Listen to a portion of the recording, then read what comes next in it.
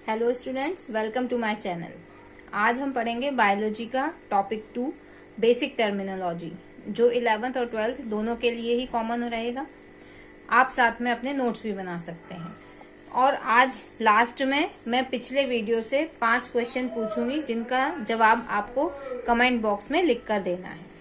तो आइए अब हम अपना topic biology basic terminology start करते हैं। तो आज का हमारा टॉपिक है बेसिक टर्मिनोलॉजी, जिसको पढ़ने के लिए कुछ बेसिक चीजों का ज्ञान पहले से होना आवश्यक है। जैसे कि हमारे शरीर की, जैसे कि पिछले वीडियो में बताया था कि हमारे शरीर की संरचनात्मक और क्रियात्मक इकाई कोशिका होती है ना। तो अब इस कोशिका के बारे में सबसे पहले अपने को पता करना पड़ेगा कि ये कोशिका होती क्या है।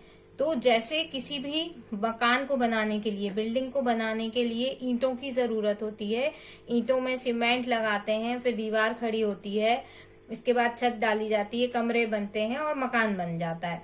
इसी तरीके से हमारे शरीर को, अर्थात मानव शरीर को या कोई भी जीवित जो शरीर है, उसको बनाने के लिए कोशिका ईंट की तरह से भूमिका निभाती है।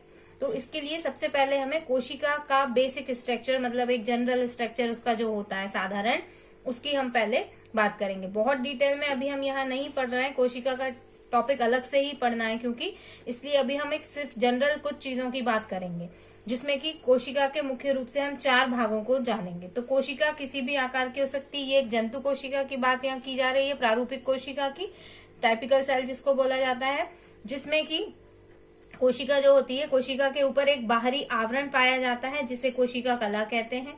इसके अंदर एक द्रव भरा होता है जिसे कोशिका द्रव्य कहते हैं। बीच में एक रचना होती है जिसे केंद्रक कहा जाता है, और केंद्रक के अंदर जो द्रव्य भरा होता है उसे केंद्रक द्रव्य कहा जाता है। तो ये एक बेसिक कोशिका की बात करें। और कोशिका अंगकों की अभी बात नहीं कर रहे हैं, अभी मुख्य रूप से केंद्रक के बारे में जानना है। केंद्रक से संबंधित कुछ टर्मिनोलॉजी को आगे जानना है, इसलिए सिर्फ केंद्रक की ही बात यहाँ पे बताई जा रही है, और चीजों के बारे में यहाँ पे मैंने नहीं बताया है। इसके बाद अब हम बात करेंगे, तो ये जो जैसे हमारे शरीर की सभी जो क्रियाएं होती हैं, उनको कोई तो नियंत्रित करता होगा। तो इसी तरीके से शरीर जो कोशिका है, जो कोशिका जो भी कार्य करती है, उसको नियंत्रित करने का काम केंद्रक करता है। इसी तरीके से हमारे शरीर में हमारा जो मस्तिष्क होता है, ब्रेन होता है, वो हमारी सभी क्रियाओं को नियंत्रित करता है। तो इसलिए केंद्रक जो होता है कोशिका का बहुत महत्वपूर्ण भाग होता है, इसलिए केंद्रक के बारे में जानना सबसे ज्यादा महत्वपूर्ण है। तो जैसा कि हमने जाना कि ये एक प्रारूपिक कोशिका है। इसमें जो जीव द्रव्य है, जीव द्रव्य क्या होता है, अब ये सवाल उठता है कि जीव द्रव्य क्या होता है। तो हमने 2 तरीके के द्रवों को ऊपर जाना है अभी। तो जो कोशिका के अंदर, पूरी कोशिका के अंदर जो द्रव भरा हुआ है उसे कोशिका द्रव्य कहते हैं, तथा जो केंद्रक के अंदर द्रव भरा हुआ है उसे केंद्रक द्रव्य कहा जाता है।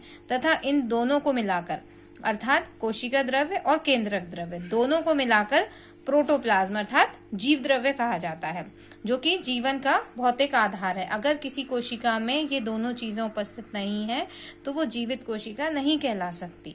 तो इसलिए जीव द्रव्य जो है वो जीवन का भौतिक आधार है, अर्थात फिजिकल बेसिस ऑफ लाइफ इसको कहा जाता है, जो कि जीवन के लिए अत्यंत महत्वपूर्ण है। इसके बिना कोई कोशिका जीवित नहीं रह सकती, इसका उपस्थित होना अत्यंत आवश्यक है। तो अब बात करेंगे हम कोशिका की। कोशिका जो कि जीवधारियों की संरचनात्मक और क्रियात्मक इकाई होता है। ऐसा एक क्वेश्चन भी चलता है कि कोशिका को जीवधारियों की संरचनात्मक और क्रियात्मक इकाई क्यों कहा जाता है, क्योंकि शरीर की प्रत्येक संरचना को बनाने में, प्रत्येक अंग को बनाने में कोशिका भाग लेती है, इसलिए उसे संरचनात्मक इकाई कहा जाता है। तथा प्रत्येक कार्य जो कि कोशिका के द्वारा किया जाता है, कोई भी कार्य शरीर के अंदर जो भी होता है वो कोशिका के द्वारा ही किया जाता है। इस कारण से कोशिका को शरीर की संरचनात्मक और क्रियात्मक इकाई कहा जाता है। ठीक है। अब इसके बाद कोशिका की उपस्थिति की संख्या के आधार पर, मतलब कितनी मात्रा में कोशिकाएं उपस्थित हैं, उसके आधार पर जीवधारी मुख्य रूप से 3 प्रकार के होते हैं। वैसे तो 2 प्रकार के होते हैं, पर एक और प्रकार भी होता है, इसलिए उसको भी थोड़ा सा जानना जरूरी होता है। मुख्यतः तो 2 प्रकार के ही होते हैं, एक कोशिकीय और बहुकोशिकीय, परंतु अकोशिकीय भी का भी थोड़ा सा महत्व है।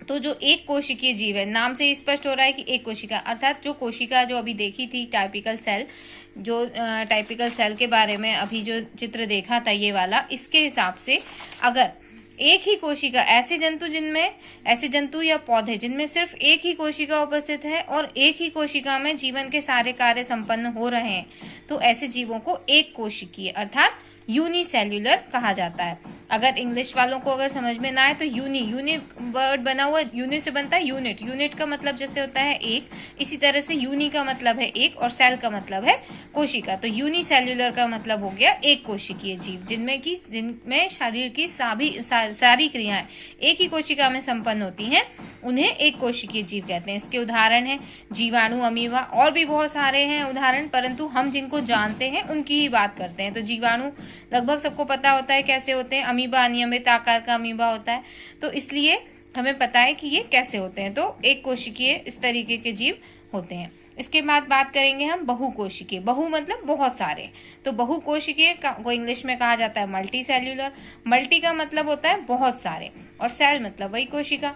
तो बहुकोशिकीय का मतलब होता है ऐसे जीवधारी जिनका शरीर बहुत सारी कोशिकाओं से बना हुआ है, उनको बहुकोशिकीय कहते हैं।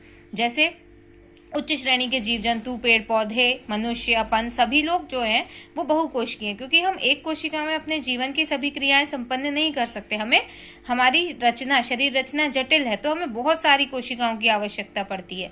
तो इसलिए हम बहुकोशिकीय जीवों की श्रेणी के अंतर्गत आते हैं। इसके अतिरिक्त एक और है जिसे कहते हैं अकोशिकीय अर्थात ए सेल्यूलर। ए का मतलब होता है एब्सेंट, अनुपस्थित, और सेल मतलब कोशिका, मतलब कोशिका उपस्थिति नहीं है। मतलब जो जीव द्रव्य की बात चल रही थी ना पहले, तो वो जीव द्रव्य ही उपस्थित नहीं है, कोई सही ढंग से काम ही नहीं हो रहा, लेकिन तो भी वो अपना अस्तित्व रखता है। तो जो आजकल चल रहा है विषाणु, सबने वायरस नाम, अब सभी लोग उससे फैमिलियर होते जा रहे हैं।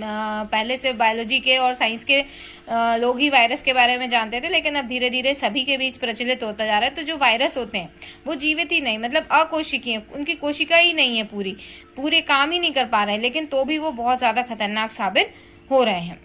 ठीक है, तो इस तरीके से हमने ये 3 तरीके के जीवों के बारे में अभी जाना, एक कोशिकीय, बहुकोशिकीय और अकोशिकीय।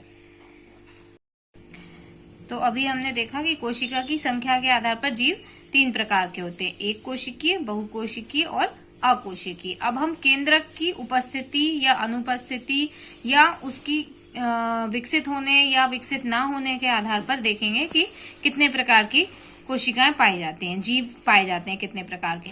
तो इसमें एक नया शब्द यहाँ पे आपको देखने को मिलेगा कि जिसको कहा जा रहा है केरियो। तो इससे घबराना नहीं है, केरियो का मतलब ही केंद्रक है। जो पहले जो अपन ने डायग्राम में जो देखा था, जिसको कि अपन न्यूक्लियस या केंद्रक बोल रहे थे, जिसे केंद्रक या न्यूक्लियस कह रहे थे, अब इससे घबराना नहीं है, इसी का नाम अब केरियो है। ठीक है, इसका एक घर का नाम भी है और एक बाहर का नाम भी है।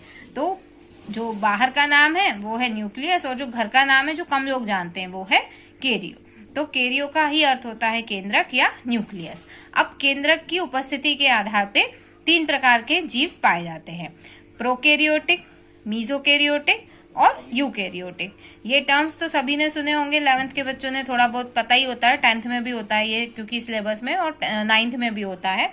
तो प्रोकैरियोटिक, लेकिन मतलब अब पता पड़ता है उसका आगे।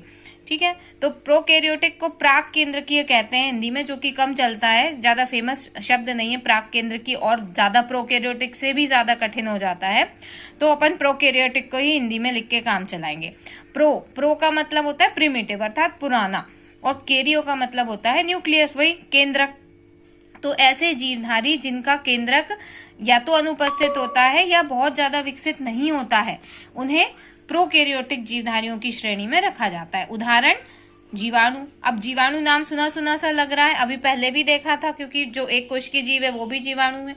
तो एक कोशिकीय जीव जो होते हैं वो हमेशा कैसे होते हैं, प्रोकैरियोटिक ही होते हैं हमेशा, मतलब उनका केंद्रक विकसित नहीं होता है। कुछ एक्सेप्शन है जिनमें वो विकसित हो सकते हैं, वो बाद में जानेंगे उनके बारे में। अभी तो ये जान लें कि जो जीवाणु होते हैं वो एक कोशिकीय भी होते हैं और साथ में प्रोकैरियोटिक भी होते हैं।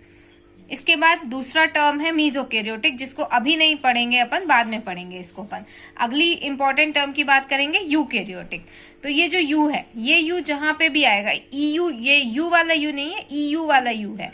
तो यू जहां पे भी ये शब्द बायोलॉजी में आएगा ईयू, इसका मतलब होता है एडवांस, मतलब विकसित। तो यू का मतलब है विकसित या एडवांस, और कैरियो का मतलब अगेन न्यूक्लियस। तो ऐसे जीव जिनके पास विकसित केंद्रक पाया जाता है, केंद्रक के भी कुछ भाग होते हैं, तो वो सारे भाग उनके पास अगर उपस्थित होते हैं तो ऐसे जीव यूकैरियोटिक जीव कहलाते हैं, जिसमें कि उच्च श्रेणी के जीव जंतु और पेड़ पौधे, जो अपन आसपास अपने पेड़ पौधे देखते हैं जिनमें जड़, तना, पत्ती, फल फूल सभी होते हैं, और जीव जंतु जैसे कुत्ता, गाय, बकरी, भैंस, मनुष्य, ये सभी जो है वो यूकैरियोटिक के अंतर्गत आते हैं। तो यूकैरियोटिक जीव किससे मिलते जुलते, इनका उदाहरण किससे मिलता जुलता लग रहा है, जो हमने बहुकोशिकीय में पढ़ा था। तो बहुकोशिकीय जो जीव होते हैं वो हमेशा कैसे रहेंगे, यूकैरियोटिक रहेंगे, मतलब वो विकसित रहेंगे, क्योंकि वो बहुत सारी कोशिकाओं से बने हैं।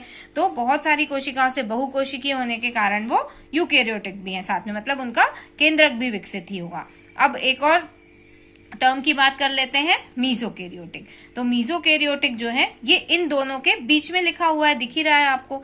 तो बीच में लिखा होने के कारण इससे साफ पता चल रहा है कि इन दोनों के बीच में कहीं आता है, ना तो इनके जितने पुराने हैं ये प्रिमिटिव है, ना ही इतने विकसित हैं, ये बीच में ही कहीं रह रहे हैं। तो इनको मीजो का मतलब है मिडिल और कैरियो का मतलब होता है न्यूक्लियस। तो एक नाम है डायनोफ्लैजिलेट, अभी आप उससे परिचित नहीं होंगे, लेकिन आगे जैसे जैसे सिलेबस आगे बढ़ेगा या जब क्लासिफिकेशन पढ़ेंगे, वर्गीकरण पढ़ेंगे, तो वहां पे ये पढ़ने को नाम मिलेगा, तो पता चलेगा कि हाँ ये नाम वहां पे हमने सुना था।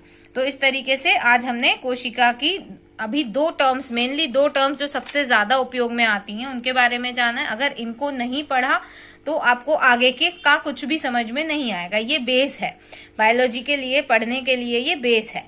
जब बेस बन जाएगा तो आगे की दीवारें खड़ी कर पाएंगे।